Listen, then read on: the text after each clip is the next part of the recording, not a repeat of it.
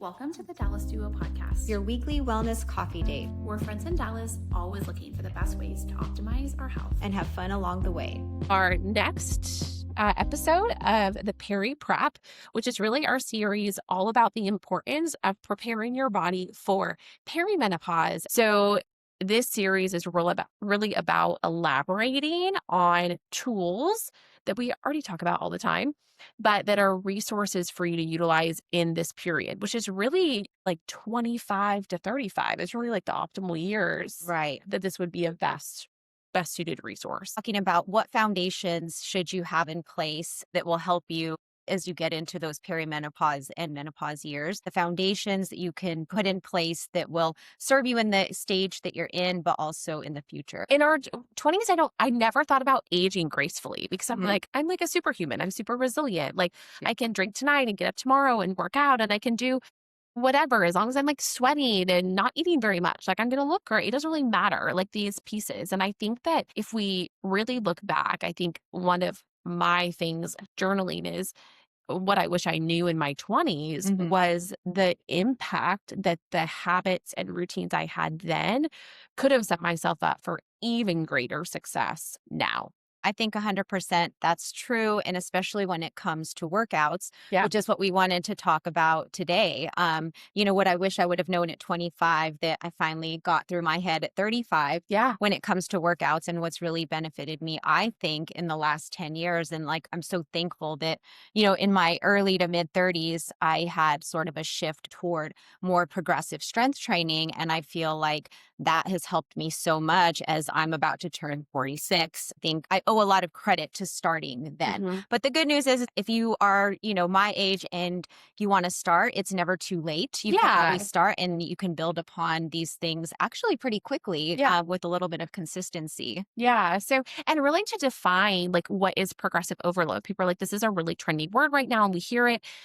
With progressive overload, we are talking about strength training, and strength training is usually going to be weight that is heavy enough that within like 8 to 15, some people might even say 8 to 20 reps, you're hitting complete failure, meaning that like when you're lifting that weight, you have to stop because you are completely gassed. Most people for progressive overload are breaking it up at least between upper and lower body.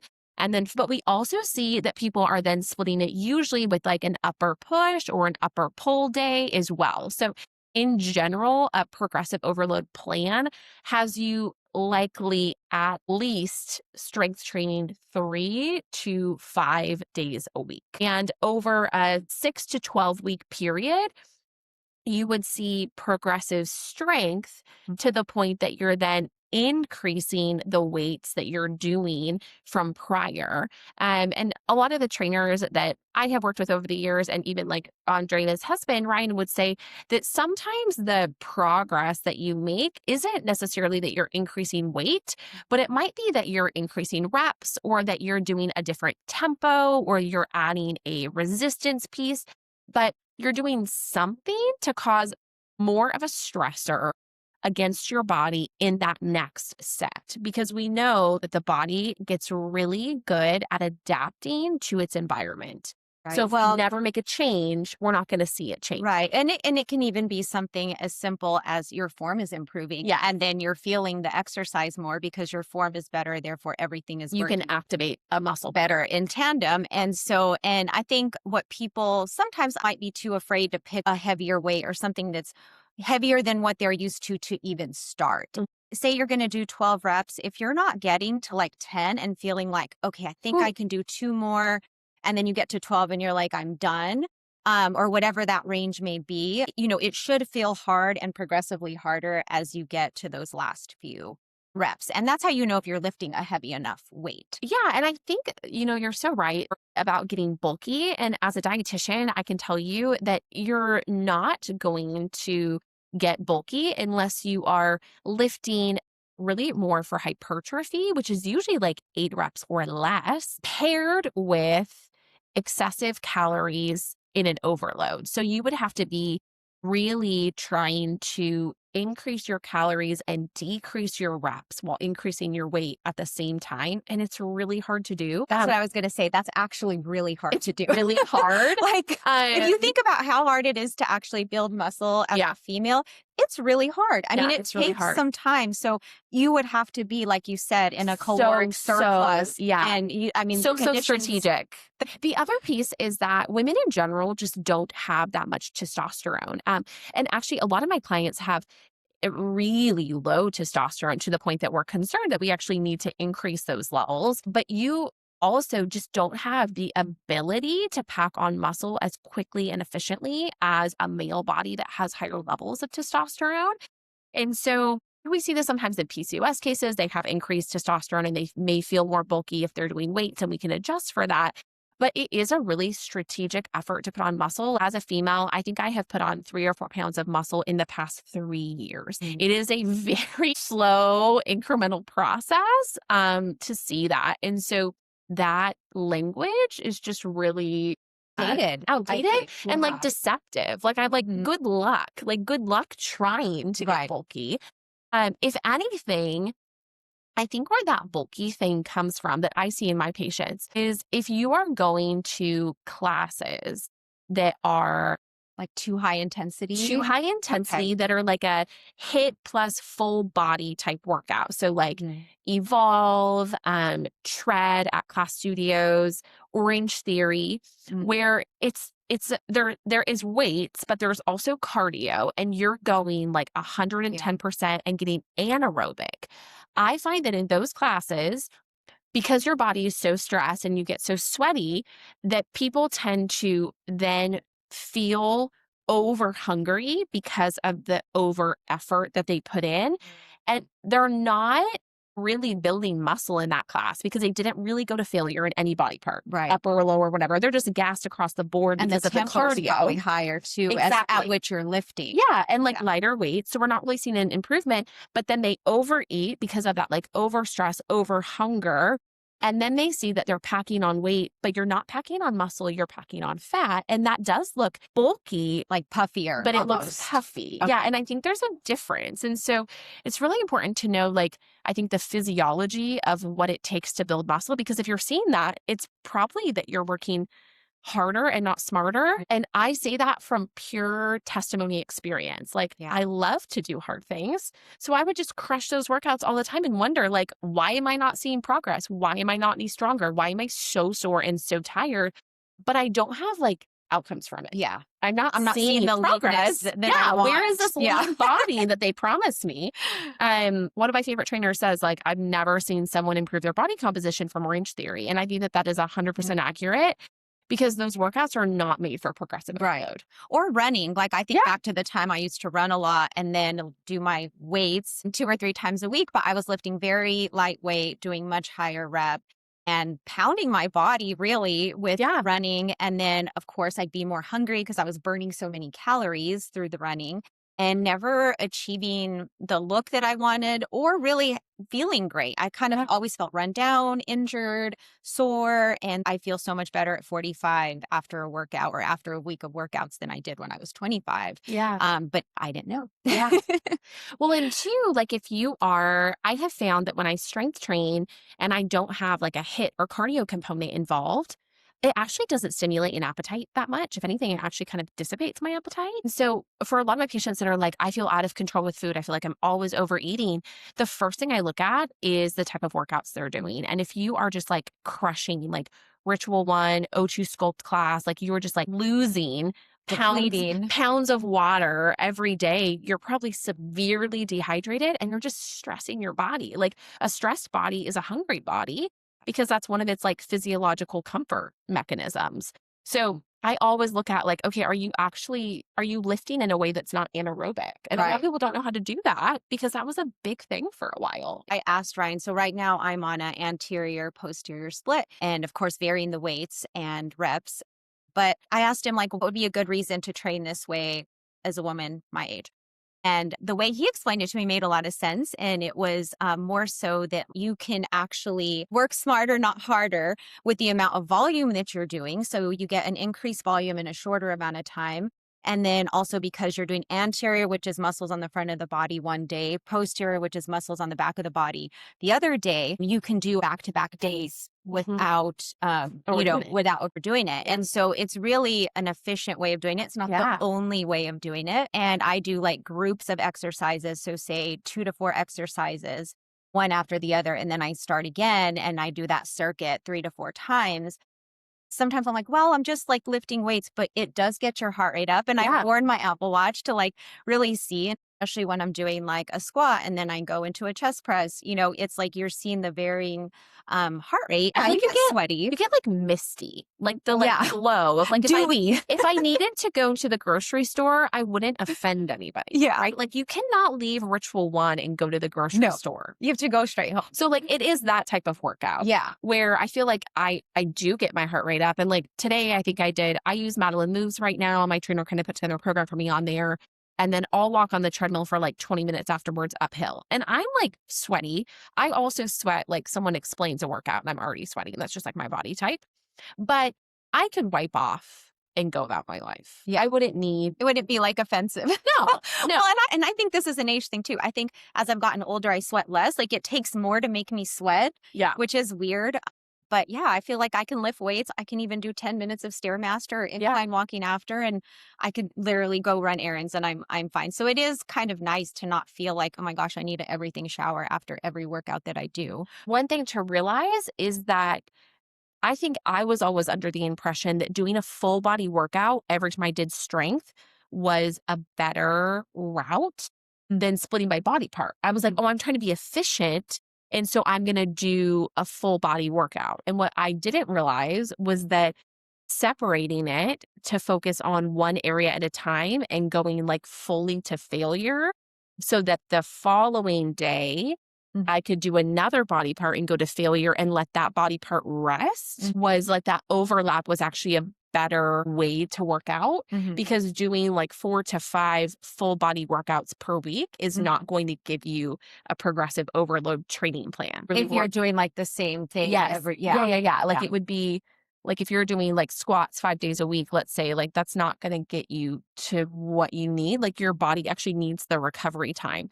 So I'm doing legs on Monday and then I might do like upper body on Tuesday and then lower body again on Wednesday in a different way because you need that recovery time.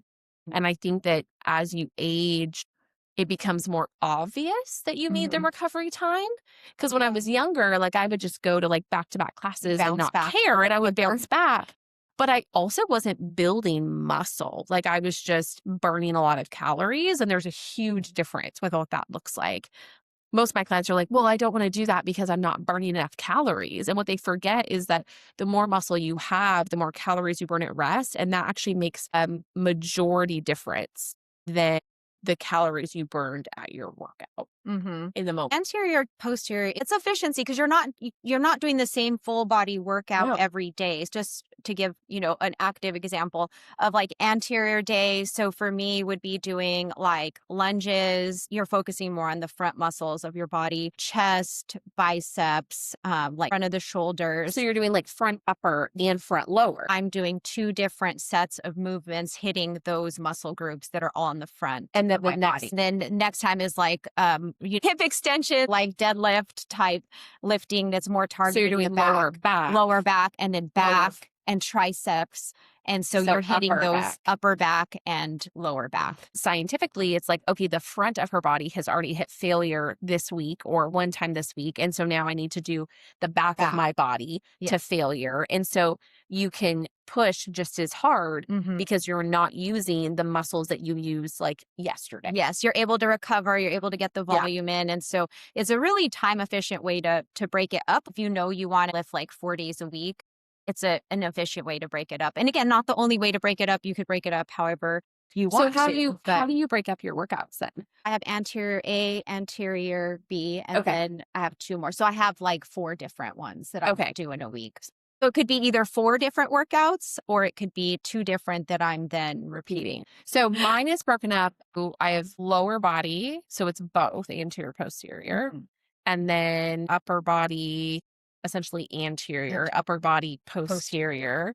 And then I do a full body day. Okay. Right now. because Okay. it's like So it's 3 like days. 3 to 4 days. Yeah, it's Okay. like, yeah. So I still have one full body day built in. That's because for so long I was doing all full body. I still like the way that feels. And so I have worked kind of with my trainer on like a compromise of like, I don't want to just do all the body parts every day. So like I still have that one full body day and it still works. It almost turns into like a lower body. Like it's almost like lower body interior than lower body posterior on those days essentially. So similar, but we call it full body because there's like a little bit more cardio involved. Once I turned 40, it was like, okay, I want to put the emphasis on adding, because I was doing probably like 3 to maybe 4 days of strength training. And now I'm more like 4 to maybe 5 days of strength training. And then I do a class that I enjoy. So like Same, Pilates, one class a week for like my fun thing. One, and then I'll like play pickleball. So that'll be like a fun thing. That's not strength training, but it's, cardio and it's fun and it's outside in the sun. And so one thing, the caveat that I think people don't realize, and I see people fall into 2 camps, is that once you hit 40, like there's so much talk about strength training and it is important, but you also have to do cardio. Like you also have to use your heart. Like it is really, really important. your heart's a muscle too. Yeah. And like from a cardiovascular standpoint, it's like 150 minutes of cardiovascular exercise per week. And that might just be like walking or jogging or pickleball or like a cardio dance class or Zumba or whatever it is, trampoline at C7. But it's a mix. And so I think people get overwhelmed with like the data of, how much am I supposed to do and when and why. If you have a really well prescribed progressive overload workout, you do get your heart rate up while you're lifting. You do. Yeah. So if I'm doing 45 minutes, 4 times a week, I've almost hit my need for cardiovascular too, but I'm really intentional at least 1 day a week to do something like a pickleball or run or something where I'm getting a little anaerobic, because there is so much benefit in your body for that too, just from like a heart health standpoint. Well, and sometimes I'll like jump on the step mill and do like 10 minutes of intervals. And then I feel like that's kind of like gotten my heart rate you up get a to- little bit of that like anaerobic push. So I think that there are lots of ways to do it that's not just like steady state cardio. Because I think back to the days, there were days where I would do my hour of cardio, which is like, I can't, there's no way. Like, But I just like run 5 miles on the treadmill just for fun. I'm like, what kind of fun? Like, what was I doing? Yeah. And just, again, that's so much time. Yeah. It's like if you're also trying to like do another workout in addition to that, I feel like I spend less time working out. Yeah. And that's refreshing. One of the reasons that this is one of the foundational things for the peri-prep is that you do lose muscle mass as you age. And it's an interesting trifecta because in menopause and in perimenopause, we're seeing fluctuating and lowering hormone levels. And what's interesting is that, like, for my clients who have never worked out, who are skinny fat and who have more fat than they want on their body, once they hit menopause or even perimenopause, everything gets harder. And so you have to realize, like, when you have more muscle mass, you lower your insulin resistance. You're making your body is more sensitive and better with energy and carbohydrates and utilizing them. So you're essentially giving yourself like a step up by building as much muscle as you can prior to perimenopause, because perimenopause is itself, with the lowering of estrogen specifically, is going to make insulin resistance a little bit more pronounced. And so for me, I'm like, well, if my body right now is very insulin sensitive, I've checked my fasting insulin, it's low, it works well, then I know I'm going into perimenopause in a really good place, because maybe if there's a 10% difference, it's not a big deal. But if I have very little muscle and I'm under eating and I'm not sleeping and I'm drinking alcohol and I have a higher body fat percentage, I'm going into perimenopause in a very bad position, because I already have insulin resistance and then I'm just increasing it as I go into that period. And so I don't think people think about it from I think there's this maybe like idea that like, oh, well, the only thing I can do to improve my insulin resistance in perimenopause is like HRT. And that's not true. Like, blood sugar balance, eating a balanced diet, eating low glycemic, and having low insulin levels from building a lot of muscle mass is like a game changer that you have 100% control over before you even hit perimenopause. Right. And the more muscle you have, the more, calories that your body burns, Yeah, you're right? so much more efficient. You're so much more efficient. And also your risks for osteoporosis, Yeah. sarcopenia, like those are just going up as you're getting older too. So the more that you can build your bone density in this stage and even before leading up to it, the better off that you're going to be.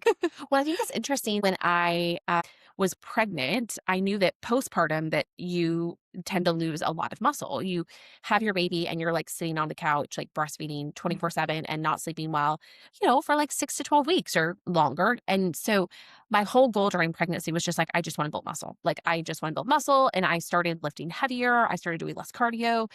And what was so interesting is now looking back, that was actually so pivotal for even like perimenopause because I had my son, in postpartum, I lost a bunch of muscle, but I had a good foundation. So at least I didn't go into the red necessarily. I was just like at ground zero. But then I'm like quickly approaching perimenopause. And so I think about the clients that like don't set themselves up for, a good place for even pregnancy or postpartum, and you're already in the red. Like you already have less muscle than you did prior to those pregnancies.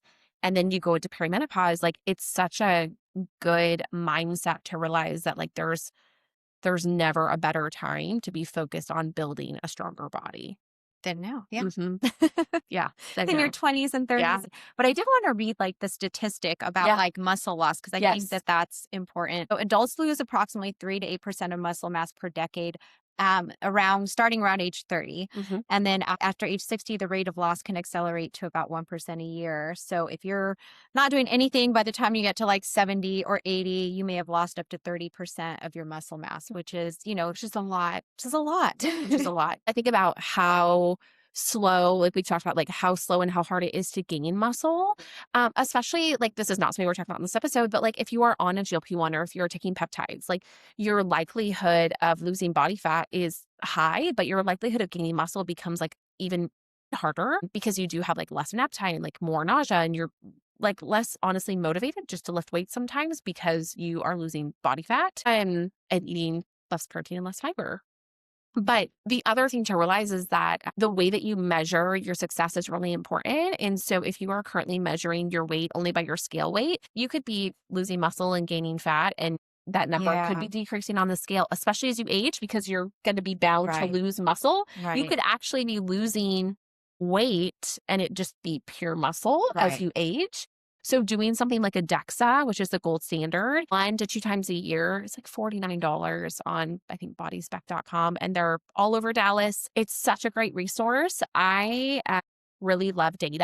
And sometimes I get really in my head about progress. And I did a DEXA recently and it was such a good reminder to be like, look, like you have gained muscle and look, like your arms are stronger. Like it's such a accurate way to measure success as a female for like a healthy body, what a healthy, strong body looks like. I need to do one. I haven't done one this year. I've done one before. And what I also like is you can see where the muscle is concentrated, where the fat is concentrated in your body. And so it is affirming to see, like, if you've been heading for a goal and you're like, oh, I do have more muscle now in my arms or my legs or whatever. It's a very detailed, and it's not just like a number on the scale because a number it doesn't mean that much. Factors. That really doesn't mean that much. So I think it's a very accurate, easy.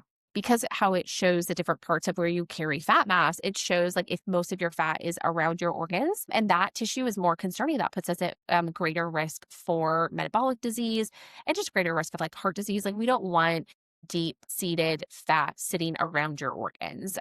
We think about like non-alcoholic fatty liver and all of those things usually come from having more insulin resistance and not having muscle mass to help your body utilize those calories. So kind of building like an efficient body, I think is like what this whole thing is, like how Honestly, do I build efficiency? Part of that foundation of like going into perimenopause and the healthy habits is also like shifting your mindset when you think about and strength training and more of like how this is going to serve me moving forward. I like to say I'm training for my old lady body. Because I want to be able to run around with my grandkids and be super active and travel with my husband and do all the things later in life and not feel limited by I think it gets like busier as you age, not more relaxing. Think about how strong and energetic my mother-in-law is, and she's in her 60s. And it's like, wow, like this is a lot of work. Yeah. Like chasing after a toddler is a lot of work, and they are heavy. If you are not lifting 35 pounds at the gym, like good luck lifting my son. Yeah.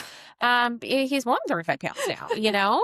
And so this idea of like, well, I don't like to work out. I'm sorry, this might offend people, but you don't have a choice. I mean, you do. You cannot work out, and you can lose muscle mass as you age, and you can have osteoporosis, and you can have a hip fracture, and that can be the thing that lands you in the hospital for long periods of time. Yeah. And builds big hospital bills. But when I work out, it is never a question of if I want to, ever. It is on my calendar each week. I know what I'm doing weeks ahead of time, and I go in and I do it, and I'm done. And there might be moments where I'm like, wow, I'm strong, or like, wow, I'm proud of myself. But I am never, like, don't hear this the wrong way, I am never excited or thrilled to be lifting weights, especially in the moment. Like, I made a post about this. I'm like, my face most of the time when I'm working out is like the reason that I'm eventually going to need like a lot of Botox. Is like, I'm like scrunching my face. I'm like upset, I was lifting weights the other day, and my son was like, Mommy, are you okay? Because I was like, bad? hello, And so it's so important to realize that like, if you do want to age gracefully, it's non-negotiable. I think it's all about how you frame it. Again, finding something that you love doing, or if you don't love doing it, find a way to like make yourself love it. Yeah. Like I look at it as my time. I'm going to listen to a great podcast. I'm going to listen to music. Lately, I've been listening. I can buy cute athleisure. Yeah. Like if that's your excuse, mine is like, I won't let myself go to LDU unless I worked out that day. One of my trainers knows. He's like, are you thinking about your coffee? And I'm like, I am thinking about my coffee right now. Yes. Actually, I'm like manifesting my drink in my head. I'm like, I am so close to that drink. I'm so close to that ice boss. I am almost there. I am 10 minutes away from that ice boss. Like whatever It's it a reward. takes. Yeah. Yeah. Like if you need to reward yourself, if you need to outfit yourself, if you need a good playlist. I think there are so many resources now, or maybe even a gym that you're just surrounded by other people that inspire you. Yeah, that you're excited to go to for whatever reason. I think, making it part of your life and making it fun and enjoyable, even if it's not something that initially that you're like that excited about. Because no one's always excited to do it. No one's always, feeling it. I mean, like truly, I go to Lift House on Mondays because it's like Hot Mom Monday. That's what I call it. All the ladies there are like probably like 10 years older than me, which is why I go, because it reminds me that if they can do it, I can do it, and that they are doing it, and I need to do it too. And I get to hear like key tips about like where my kids should go to school or like where we should go on spring break when that becomes a thing. Like I learn all these things, and I feel like they're kind of like my muscle mentors. Yeah, it's a community. I mean, you end up finding your community, and I think that's the biggest thing. And sometimes people say like, oh, well, I don't know that much about strength training. I'm not athletic. It can be learned. There are things that can be learned. I'm not athletic. I didn't play. Yeah, I would say like Andrea always says like she's not athletic, and she lifts like 4 to 5 times a week. And so I think like just dropping the stereotype of what you think fitness looks like and being curious about what it could look like for you and what it can do for you. Yeah. The benefits. Like I have blisters on my hands. I don't wear lifting gloves, right? But like I work out with people who come like full hair, full makeup, super cute athleisure. Lifting gloves would never have blisters on their hands. Yeah. Like every person is so unique in like the opportunity. Yeah. She's laughing because that's her. I'm laughing. Well, I'm laughing because I bought Marissa some lifting gloves, and she was like, Mom, these are so dorky. I'm like, okay, well, do you want calluses on your hands? Because that's what's going to happen. Yes. Her Chase, like my Chase, will love the blisters on her hands, actually. They're the Lululemon ones. Yeah. Oh my gosh, they have lifting gloves? Yeah. The pink ones. I think maybe you need the pink. So cute. I don't know. I have the black, but they do have pink. I just thought so funny. But I think it is important. And my caveat is like, as much as I love Reformer Pilates, as much as I love Hot Sculpt, as much as I love Sculpt Society, when you see me at those classes, I am not there for progressive overload. I'm there because I've already done my progressive overload for the week, and that's my fun thing. That's my reward. That's my diversity. Yeah. And it's totally fine to incorporate those things into your life because you love them. Right. But don't commit to the workout that is not going to move the needle and then wonder why you're not seeing progress. Right. And I think for a long time, I was like, I'm doing these things. Why am I not seeing progress? Well, if I was honest with myself, I wasn't training appropriately. I wasn't training efficiently. I was like working out like way too much HIIT, way too much anaerobic, not enough accurate rest time. Like if I was honest, I had no reason to expect progress. Going back to the classes, I'm guilty of like, I'll take a selfie at this class or I'll do a video at this class. And even what I show on Instagram, like I've been really thinking a lot more of like, I need to show more of like what I'm actually doing 4 days a week. Like this is my 20%. Yeah. Or my like 10%. The classes are like, yeah, like my 10%. This is my, you know, what I do most of the time. So I'm trying to make it's like the more cherry on effort. top. That's like the tip of our iceberg. Like we've done all the back work that you don't see. And honestly, like you probably don't want to see it because it looks like really boring. Well, yeah. And to your point, we were actually just talking about this, about how like sometimes I will film my workout but I'm like, oh wait, I've already like showed these movements. But that's kind of the point. Like it's the same damn thing mastering over and the over again. movements, getting stronger at these particular movements that are complementing your whole body. Because you can't measure something if you don't trend it. So like, how are you going to know if you're getting stronger? How am I going to know if my squat is getting stronger if I only do it once a week? You know, or like once a month, right? So I think that that's such a good point. And like, I really hope that this becomes like a tried and true resource for people. Like there are so many resources, like even if you were to work with a trainer a few times, just to like check your form, make sure like, you know, you're breathing appropriately, you're supporting your pelvic floor, and you know how to engage your core as you begin lifting. Like I would probably work with a trainer or a PT a few times in the beginning just to ensure. Like I have a background in exercise phys and was a group fitness instructor. And even that, like I had a couple sessions with Ryan where he was like, I'm going to help make sure that you are hinging your hips. Like I'm going to make sure that you know how to like brace your core so that you're not having this big rib expansion when you're lifting. And those things made a huge difference. And so knowing that just like a little bit of investment goes a long ways. And then there's so many resources now. Like there's the Evlo app, there's the Moves app. Oh, there's another one. I feel like there's a lot of really good ones now. Like there's more that you could just like log on and do it from home. Like I have an adjustable weight and a step and a band, and that's really a pull-up bar. And like that's all I need. Like it's not a big investment. You don't need it that much to actually, if you really wanted to do it at home. Because I mean, during COVID, we did. Yeah. So I mean, you know, you really don't need that much to get an effective workout at home as far as strength training. Yeah. But I feel like we both do progressive overload, and we're both like in our peri-prep, both do it differently. So like don't hesitate to reach out if you like need recommendations or options, like just to know that there are so many different ways that you can make it work for your lifestyle. Exactly. And there's like, not just one right way. Like and we probably both work out less now than we ever have, which I think is like another key piece is like, it doesn't take a lot of time. It just takes intentionality. Yeah. With your time. Yeah. Well, let us know if you have any questions. Yeah. Like, again, ongoing conversations about this. We figured that kicking off the series with the exercise piece would be a really good place to start. Yeah, so really so important. So talk soon.